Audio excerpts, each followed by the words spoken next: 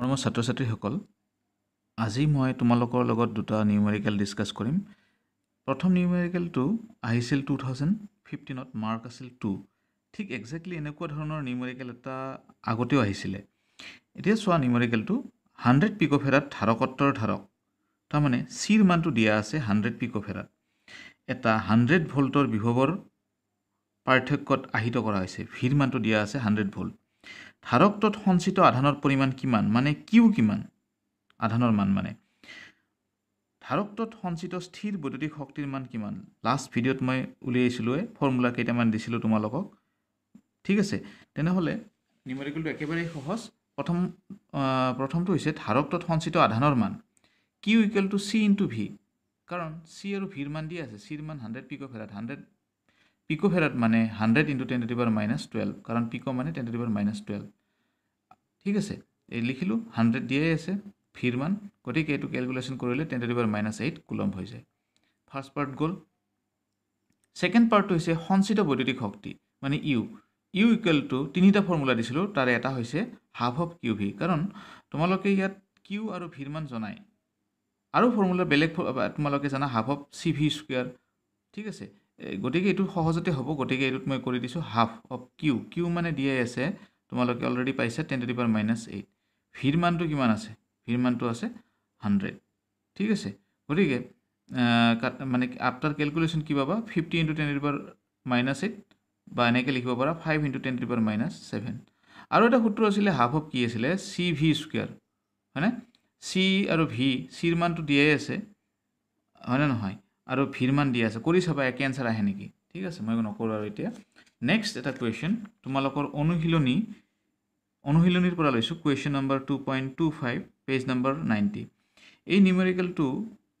মানে concept clear কৰিব ভাল হ'ব বিভিন্ন ধৰণৰ নিউমেৰিকেলত কামত আহিব দিয়া আছে তোমালোকৰ এটা সাৰ্কিট চিত্ৰত দেখুৱাৰ দৰে এইটো চিত্ৰত বৰ্তনীটোৰ সমতুল্য ধাৰকত্ব উলিওৱা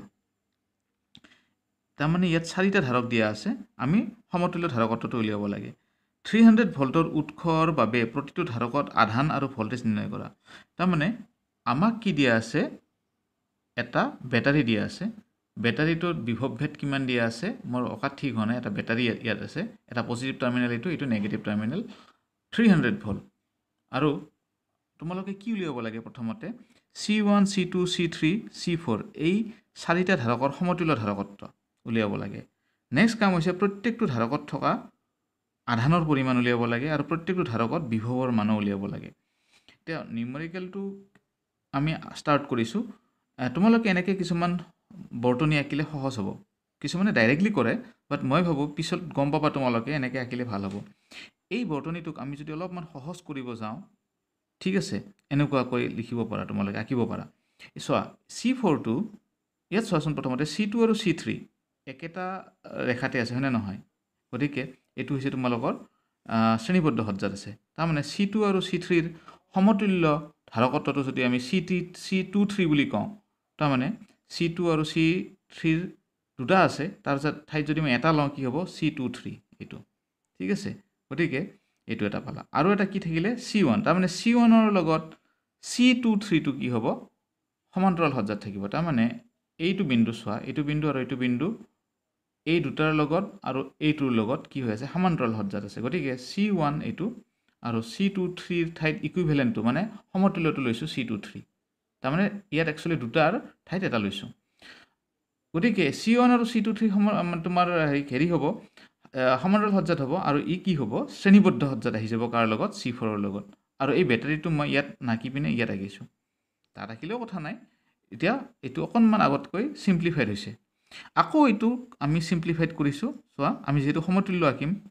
গতিকে চোৱা C1 আৰু C23 এই দুটা সমান্তৰাল সজ্জাত আছে গতিকে এই দুটাৰ সমতুল্যটো যদি এটা লওঁ দুটাৰ ঠাইত তেতিয়া কি হ'ব C1 2 3 কিছুমানে CPO লিখে P for parallel ঠিক আছে কিন্তু মই ভাবো এনেকৈ নাম্বাৰিং কৰিলে ভাল হয় কাৰণ পিছলৈ গম পাবা নাম্বাৰিং কৰিলে বেছি ভাষা লিখাৰ দৰকাৰ নাথাকে সহজত হৈ যায় গতিকে C1 আৰু C23 ৰ সমতুল্যৰ যেটো ধাৰকত্ব হ'ব হেতু হৈ যাব C1 2 3 তোমালোকে দেখিলে গম পাবা এই দুটা হৈছে সমান্তৰাল গতিকে সূত্ৰটো সমান্তৰালৰ হ'ব যেনেকৈ C23 এই দুটা সিৰিজত আছে এছ লিখিব লাগিছিল, এছ নিলিখি আমি কি লিখিছোঁ C23 C23 ছবিটো চাই গম পাবা যে এই দুটা শ্ৰেণীবদ্ধত আছে, গতিকে C23 শ্ৰেণীবদ্ধৰ সূত্ৰটো হ'ব আৰু C123 কি হ'ব C1 আৰু C23 সমান্তৰাল হ'ব। এতিয়া চোৱা এই দুটাৰ যিটো সমতুল্য পালা C123 সেইটো C4ৰ লগত কি হৈ গ'ল শ্ৰেণীবদ্ধ হৈ গ'ল, গতিকে C4 আৰু C123 সমতুল্য কি হ'ব C123 4, তাৰমানে আকৌ সিৰিজত আহি গ'ল এই দুটা। ঠিক আছে, আমি কি উলিয়াব লাগে এই গোটেই বৰ্তনীটোৰ যিটো সমতুল্য ধাৰকত্ব তাৰমানে C1234 উলিয়াব লাগে। এতিয়া মই তোমালোকে যদি এনেকৈ প্ৰেক্টিছ কৰা ডায়েগ্ৰামটো শেষত কি হ'ব তেতিয়াহ'লে কি হ'ব তোমালোকৰ প্ৰেক্টিছটো কৰিলে অংকবিলাক কৰাত ষ্টেপ বাই ষ্টেপ ইজি হ'ব। এতিয়া চোৱা আমাক কি কি দিয়া আছে নিউমেৰিকেলটো চাৰ্কিটটো এইটো দিয়া আছিলে, আমি এইটো জাষ্ট চিম্প্লিফাই কৰিছোঁ, এইকেইটা দিয়া নাই। ঠিক আছে, V = 300 ভোল্ট বেটাৰীটোৰ বিভৱ দি আছে, C1ৰ মান 100 পিকোফেৰাড, C2ৰ মান 200 পিকোফেৰাড, C3ৰ মান 200 পিকোফেৰাড, দুটাৰ মান একে, আৰু C4ৰ মান 100 পিকোফেৰাড। এতিয়া আমাৰ উদ্দেশ্য হৈছে C1234 মানে গোটেইকেইটা ধাৰকৰ সমতুল্যটো উলিয়াব লাগে। সমতুল্য মানে C1234 এটা যিটো হ'ব চাৰিটা লগ লাগে এই এটাৰ মানটো উলিয়াব লাগে। প্ৰথমতে আমি আহি যাম, আমি এইটোৰ পিছৰ নেক্সট ডায়েগ্ৰাম কোনটো এইটো, গতিকে এইটো ডায়েগ্ৰামত পৰা আহি যাম C23 উলিয়াম, তাৰমানে মানে C2 আৰু C3ৰ সমতুল্য এই দুটা চোৱা সিৰিজত আছে, তাৰমানে C23 কি হ'ব 1/C23 সিৰিজত আছে যে মই বাক্যটো লিখা নাই, ধৰা হল বুলি লিখিব পাৰা তোমালোকে এক্সামত লিখিলে, ধৰা হল C23 C2 আৰু C3ৰ সমতুল্য ধাৰকত্ব, গতিকে যেহেতু এইটো সিৰিজত আছে গতিকে 1/C23 তেনেহ'লে ইকুৱেল টু কি হ'ব 1/C2 + 1/C3, তাৰমানে যেহেতু সিৰিজত আছে। C2ৰ মান 200, C3ৰ মানো 200 পিকোফেৰাড, গতিকে আফটাৰ কেলকুলেশ্যন কি হ'ব 2/200, আফটাৰ কেনচেল কৰাৰ পিছত কি পাবা 1/100। এতিয়া ৰেচিপ্ৰকেলত লৈ ল'লে C23 ইকুৱেল টু কি হ'ব 100 পিকোফেৰাড। ঠিক আছে, কাৰণ এককটো পিকোফেৰাডত আছে, তেনেহ'লে C23 উলিয়ালোঁ, আমাৰ এটা কাম হৈ গ'ল,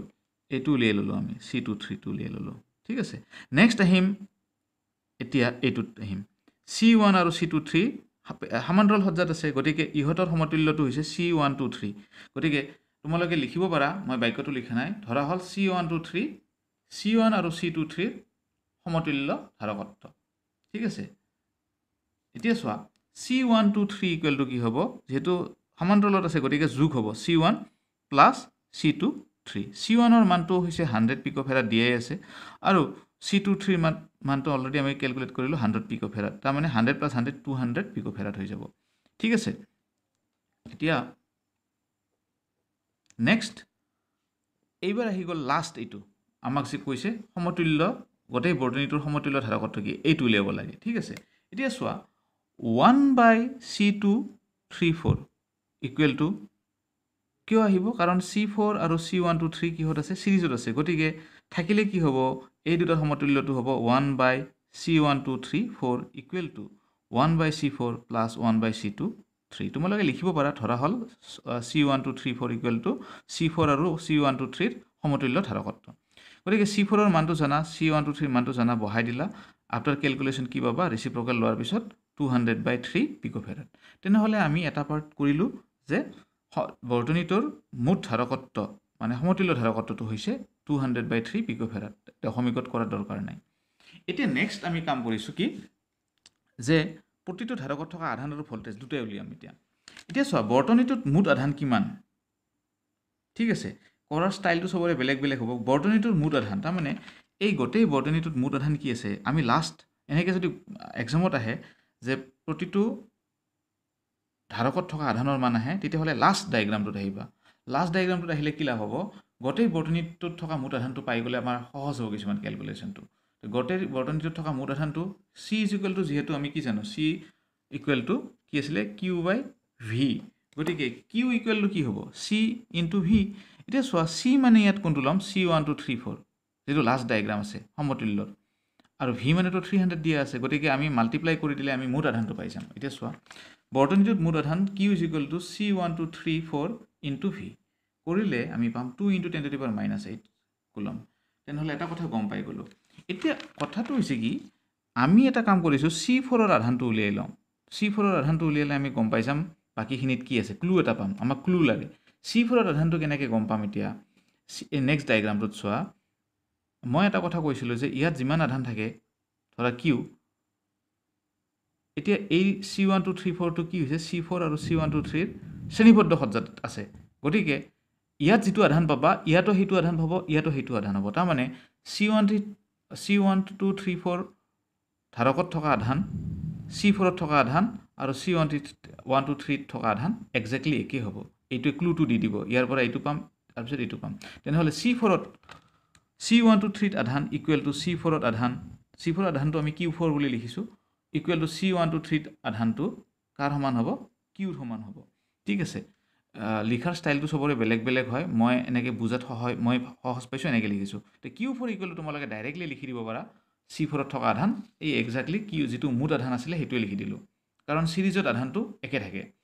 এতিয়া C4ত বিভৱ ভেদ Q4টো পাই গ'লোঁ মানে আমি C4ত বিভৱ ভেদো উলিয়াই দিওঁ কাৰণ আমাক প্ৰতিটো ধাৰকত কি উলিয়াব দিছে আধান আৰু বিভৱ ভেদ তে V4 হ'ব কিয় V হ'ব কাৰণ আমি ফৰ্মুলাটো জানো C equal to Q by V গতিকে V ইকুৱেল টু কি হ'ব Q বাই C তে 4ত কৈছোঁ গতিকে গোটেইকেইটা 4ত লৈছোঁ Q4ৰ মান জানো C4ৰ মান জানো 200 ভোল্ট হৈ গ'ল এতিয়া আমি ক্যালকুলেশনটো লিখাৰ ষ্টাইলটো বেলেগ বেলেগ সবৰে ধৰা হল এই দুটা যেহেতু C1 আৰু C23 সমান্তৰাল সজ্জাত আছে গতিকে ইয়াত যেটো বিভৱ হ'ব ইয়াতো হেতুই বিভৱ হ'ব তাৰ মানে আমি দুটা নিজে নাম দি লৈছো আমি ডায়াগ্ৰামত নাই A আৰু B গতিকে A আৰু B ত যেটো বিভৱ ভেদ হ'ব হেতু C1 ৰ ক্ষেত্ৰতো একে হ'ব C23 ৰ ক্ষেত্ৰতো একে হ'ব কাৰণ শ্ৰেণীবদ্ধ সজ্জাত আছে গতিকে এটা কাম কৰিছো আমি A আৰু B বিন্দুৰ মাজৰ বিভৱ ভেদ যেহেতু তুমি প্ৰয়োগ কৰিছিলে কিমান 300 ভোল্ট তাৰ V4 কত গল C4 ত বাকিখিনি ইয়াত থাকিব A আৰু B ত থাকিব তাৰমানে 300 মাইনাস কি হ'ব তোমালোকে পাবা V মাইনাস V4 তাৰমানে প্ৰয়োগ কৰা বিভৱ ভেদ 300 মাইনাস V4 মানে C4 ত যোৱা বিভৱ ভেদটো তেনেহলে কিমান হ'ব 100 ভোল্ট তাৰমানে যেহেতু ইয়াত 200 ভোল্ট C4 ত গুছিয়ে গল মানে C4 ত গল একে কথা এইটোই হক এইটো ডায়াগ্ৰাম কোৱা C4 ত যেহেতু 200 ভোল্ট গুছি গল বাকি 300 minus 200 A আৰু B ৰ মাজত মানে C123 ত কিমান বিভৱ ভেদ পাবা 100 ভোল্ট এই 100 ভোল্টটো C1 ৰ ক্ষেত্ৰতো হ'ব C23 ৰ ক্ষেত্ৰতো হ'ব ঠিক আছে এতিয়া C1 ত বিভৱ ভেদ C1 ত বিভৱ ভেদটো কিমান হ'ব V1 কাৰণ V1 কিয় লিখিছো কাৰণ 1 ৰ ক্ষেত্ৰত 1 লিখিছো V1 100 ভোল্ট ঠিক আছে কাৰণ A আৰু B ত যদি বিভৱ ভেদ 100 ভোল্ট হয় C1 ত বিভৱ ভেদ কিমান হ'ব 100 ভোল্ট ঠিক সেইদৰে C23 ত বিভৱ ভেদটো কিমান হ'ব 100 ভোল্টেই হ'ব এতিয়া C1 ত যেটো বিভৱ ভেদ পাইছো গতিকে আমি আধানৰ মানটো উলিয়াব পাৰিম আধানটোৰ মান কিমান হ'ব Q1 CV মানে C1 V1 C1 ৰ মানটো জানো 100 পিকো 10⁻12 V1 ৰ মান জানো গতিকে 10⁻8 কুলম গতিকে C23 ত বিভৱ ভেদটো কিমান আৰু লিখিছো মই ভুলতে নিলিখিলেও কথা নাছিল ঠিক আছে লিখা যায় একো নাই C23 ত বিভৱ ভেদটো কিমান হ'ব C23 ত বিভৱ ভেদটো আমি সিম্বল দিছো C23 ইকুৱেল টু 100 ভোল্ট মানে সিম্বলটো কোনোবাই V ডেশো লিখিব পাৰা মানে C23 ৰ বিভৱ ভেদটো আমি কি বুলি লিখিছো V23 বা V ডেশ বুলিও লিখি দিব পাৰা 100 ভোল্ট কাৰণ যদি C1 ত A আৰু B ৰ মাজত বিভৱ ভেদ যদি 100 ভোল্ট হয় C1 ত বিভৱ ভেদও 100 ভোল্ট হ'ব আৰু C23 ত বিভৱ ভেদও কিমান হ'ব V ডেশ বা তোমালোকে V23 যি লিখা এটো 100 ভোল্ট হ'ব তেনেহলে এটো 100 ভোল্ট লিখি দিছো এটাকে C23 ত আধান কিমান হ'ব তাৰ মানে এই C23 ত আধানটো কিমান হ'ব হেতু উলিয়াব লাগে এটা বেলেগ টেকনিকো আছে মই এটুতে শিকাই দিছো C23 ত আধানটো কিমান হ'ব Q CV ফৰ্মুলাত আহিব Q ডেশ বুলি ধৰি লৈছো ধৰা হল C23 ত থকা আধানৰ মান হৈছে Q ডেশ কোনোবাই C23 ও লিখিব পাৰা তেনেহলে C23 ইনটু V23 কাৰণ C23 লগত জড়িত গতিকে C23 V23 বা কোনোবাই যদি এটো V ডেশ লিখিলে হেতেন ইয়াত V ডেশ লিখিব লাগিব গতিকে C23 ৰ মানটো আমি জানোৱে অলৰেডি ক্যালকুলেট কৰিছো কোড কৰিছো ইয়াত 100 পিকোফেৰাড গতিকে 100 পিকোফেৰাড আৰু 10 V23 মানে 100 ভোল্ট তেনেহলে কিমান পালা C23 ত আধান 10⁻8 কুলম C23 ত যিমান আধান পাবা হে এক্স্যাক্টলি হে একে আধান কত থাকিব যেহেতু এটো দুটা শ্ৰেণীবদ্ধ সজ্জাত থকা দুটা ধাৰকৰ ইকুইভ্যালেন্ট মানে সমতুল্য গতিকে C23 ত আধান যিমান থাকিব C2 আৰু C3 তো হিমানে থাকিব তাৰ মানে ইয়াত যদি ইয়াত যেনেকৈ ইয়াত যিমান আধান আছিল ইয়াত আৰু ইয়াত একে আছিল কাৰণ শ্ৰেণীবদ্ধত আছিল গতিকে এই সমতুল্যটো যিমান আধান থাকিব বেলেগ বেলেগকে থকা ক্ষেত্ৰতো হে একে আধান থাকিব গতিকে C23 ত আধান যিমান হ'ব C2 তো আধান সিমান হ'ব আৰু C3 তো আধান সিমানেই হ'ব মানে Q2 আৰু Q3 ৰ মান একে হ'ব গতিকে C2 ত আধান Q2 10⁻8 কাৰণ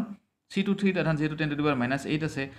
C2 টো আধানটো কিমান হ'ব 10⁻⁻8 কুলম ঠিক সেইদৰে C3 আধানটো কিমান হ'ব Q3 = 10⁻⁻8 কুলম হ'ব এই কনসেপ্টটো মনত ৰাখিব লাগিব যে সমতুল্যৰ আধান যিমান হয় সেই সমতুল্যৰ পৰা যেনেকৈ তোমালোকে শ্ৰেণীবদ্ধ থাকে যিমানটা থাকে প্ৰত্যেকৰে আধানটো কিমান হ'ব একে হ'ব এটাকে আধানৰ মান গম পালো মানে আমি C2 ত বিভৱটো উলিয়াব পাৰিম C2 ত বিভৱ ধৰা হল V2 কাৰণ C = Q/V হলে V = Q/C হয় গতিকে Q/C Q2/C2 হ'ব কাৰণ টুৰ ক্ষেত্ৰত কৈছো গতিকে Q2 ৰ মান জানো C2 ৰ মান বহাই দিলো 200 পিকো মানে 10⁻12 আফটাৰ ক্যালকুলেশন পাবা 50 ভোল্ট এক্স্যাক্টলি C3 ৰ বিভৱ কিমান হ'ব V3 = Q3/C3 Q3 ৰ মানটো বহাই দিলো 10⁻⁸ C3 ৰ মান 200 পিকো ফেৰাড আলটিমেটলি 50 ভোল্ট এইটোই নিউমেৰিকেলটো গতিকে এই নিউমেৰিকেলটো তোমালোকে ভালকে কনসেপ্টটো ক্লিয়াৰ কৰি পিনে তোমালোকে চাবা ইয়াৰ এটা বেলেগ বুদ্ধিও আছিলে মই এইটো কৰালো ইয়াৰ কাৰণটো হৈছে কি এনেকে শিকিলে কি হ'ব তোমালোকে যিকোনো ধৰণৰ মানে নিউমেৰিকেল সলভ কৰিব পাৰিবা জাস্ট এইটো নিউমেৰিকেল তোমালোকে ভালকে অলপ চোৱা ক্যালকুলেশনটো তোমালোকে নিজে কৰিবা মই কৰা নাই বেছি তোমালোকে ঘৰত কৰিবা ঠিক আছে এতিয়া মই ৰাখো